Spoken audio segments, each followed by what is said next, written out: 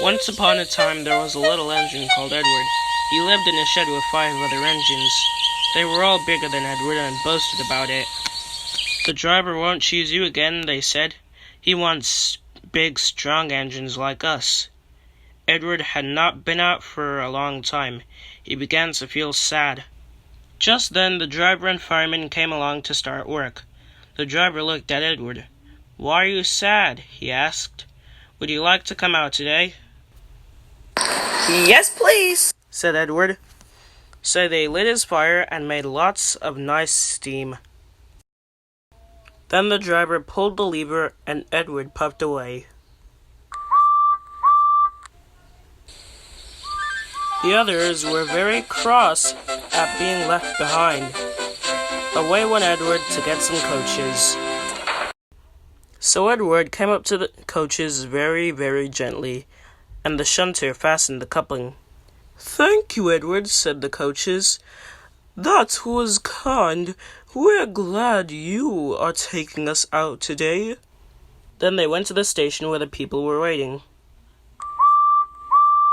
"Get it quickly, please." So the people got in, and Edward waited happily for the guard to blow his whistle and wave his green flag.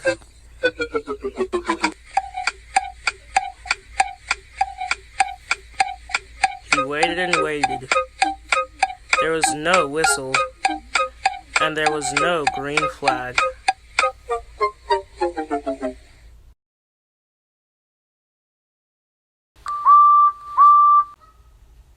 "Where's the guard?" Edward was getting anxious.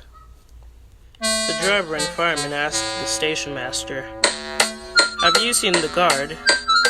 "No," he said. They asked the porter, "Have you seen the guard?" Yes, last night," said the porter. Edward began to get cross. "Are we ever gonna start?" Just then a little boy shouted, "Here he comes!" And there was the guard running down the hill with his flags in one hand and his sandwich in the other. He ran onto the platform, blew his whistle, and jumped into his van. Edward puffed off.